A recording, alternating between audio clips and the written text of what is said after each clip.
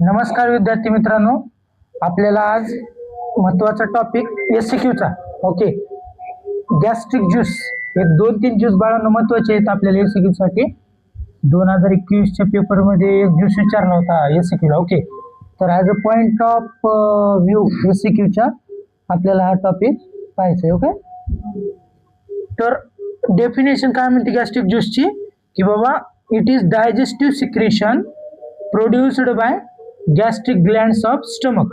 म्हणजे gastric Gland ज्या आपल्या स्टमक मध्ये उपस्थित आहेत त्यांच्याकडून जे गॅस्ट्रिक डायजेस्टिव्ह सिक्रेशन प्रोड्यूस केलं जातं त्याला म्हणतात गॅस्ट्रिक ज्यूस. ओके, एवढी झाली डेफिनेशन. मग ते काय आहे बाबा, तर it helps in digestion of protein. आता मग कार्बोहायड्रेट फॅट नाही का तुम्ही म्हणसाल, तर बाळांनो ते पण आहे, बट मेनली गॅस्ट्रिक ज्यूस जे आहे ते प्रोटीनच्या डायजेशन मध्ये हेल्प करतं. एवढं समजलं बाळांनो? ओके, चलो आपल्याला फंक्शन पुढे पाहायचे डिटेलमध्ये, जस्ट तुम्हाला मी त्या डेफिनेशन मध्ये इन्क्लूड करून सांगते. ओके, नंतर provides acidic medium for enzymatic activity. म्हणजे एन्झायमॅटिक ऍक्टिव्हिटी जिथे जिथे असते बाळांनो त्याला ऍसिडिक मीडियम प्रोव्हाइड करण्याचं काम आपलं गॅस्ट्रिक ज्यूस करत असतं. हो, एवढं क्लिअर बाळांनो? तर चला आता पुढं काय म्हणते, हा डाटा महत्वाचा आहे बाळांनो. काय म्हणते, जर गॅस्ट्रिक ज्यूस आपल्या स्टमक मध्ये आहे तर ते दिवसाचं किती सिक्रेशन व्हायला पाहिजे बाबा.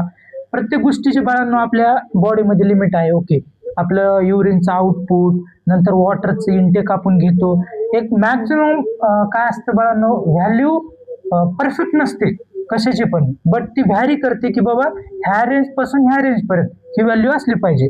तर आपले गॅस्ट्रिक ज्यूसचे रेंज काय बाळांनो, साधारणपणे 1.5 to 2.5 लिटर पर डे.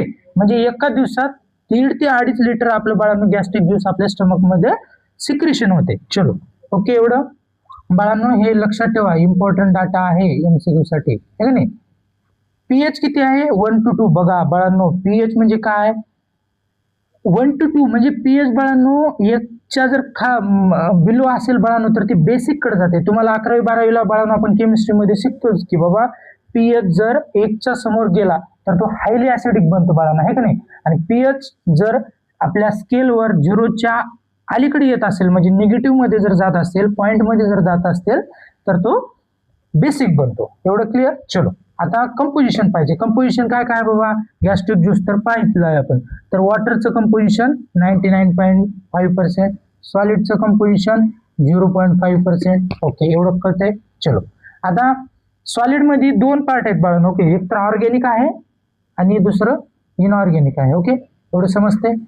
नंतर ऑर्गॅनिक मध्ये परत पेप्सिन आहे जो की खूप महत्वाचा आहे बाळांनो आपल्यासाठी, रेनिन आहे, चला गॅस्ट्रिक ज्यूस लिपेज आहे, नंतर युरिएज आहे, नंतर गॅस्ट्रिक अमायलेज आहे आणि 6th आहे म्युकोज आणि इंट्रिन्सिक फॅक्टर. ओके, एवढं ऑर्गॅनिक मॅटर आपल्याला त्याच्यामध्ये सापडतं बाळांनो. चलो नंतर आता इनऑर्गॅनिक मध्ये काय काय बाबा. आता इनऑर्गॅनिक म्हणजे आपल्याला समजतेच बाळांनो, इनऑर्गॅनिक म्हणजे पूर्ण पिरियडिक टेबलचा आपल्याला गोंधळ इथं दिसतो कुठं पण. बघा इनऑर्गॅनिक ऑर्गॅनिक मॅटर म्हणलं, इनऑर्गॅनिक मॅटर मध्ये पूर्ण आपल्या पिरियडिक टेबल मधले मेटल, नॉन मेटल्स, त्यांचे कार्बोनेट, त्यांचे सल्फेट, त्यांचे फॉस्फेट हे दिसतात. ओके, तर हायड्रोक्लोरिक ऍसिड मेन आहे इनऑर्गॅनिक मध्ये बाळांनो.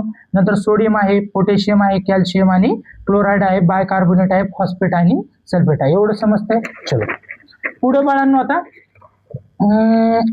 Hydrochloric acid. आता बघा त्याचे आपण 2-3 कंपोनंट घेतले, त्याचं मी तुम्हाला थोडं सांगतो. हायड्रोक्लोरिक ऍसिड HCl आहे, ते परायटल सेल कुल सिक्रेट होतं बाळांनो.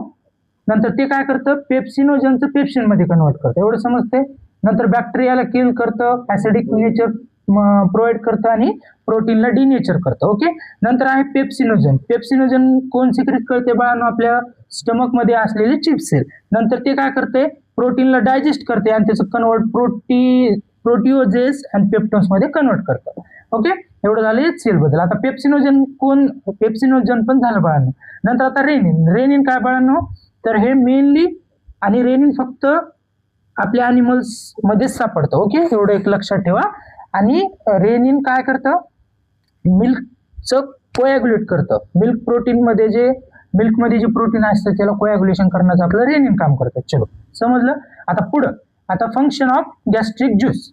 गॅस्ट्रिक ज्यूसचं फंक्शन काय बाळांनो, तर डायजेशन ऑफ प्रोटीन. प्रोटीनचं ऑब्विसली डायजेशन करतं, कारण गॅस्ट्रिक ज्यूस हा मेनली प्रोटीनवरच ऍक्ट करतो. नंतर तुम्ही म्हणताल मग फॅट कार्बोहायड्रेट कुठे गेले, तर बघा पुढंच आहे त्याचं.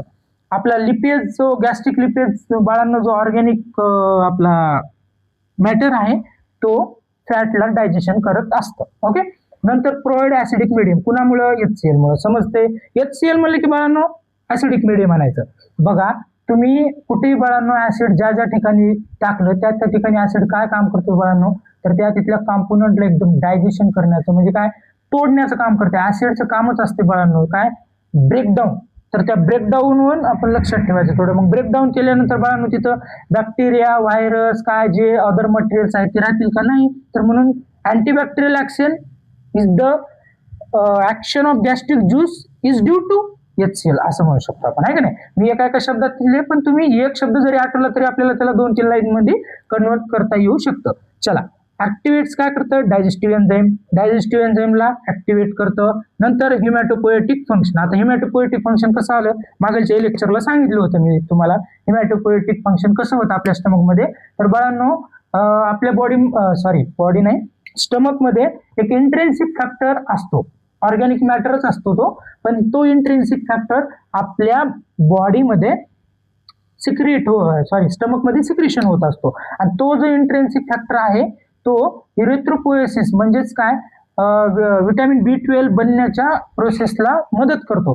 त्याच्यामुळे व्हिटॅमिन B12 जर बनला तर त्याच्यामुळं इनडायरेक्टली काय होतं, तर इरिथ्रोपोएसिस होताना आपल्याला दिसतं. तर बाळांनो as a point of SCQ आपण गॅस्ट्रिक ज्यूस पाहिला.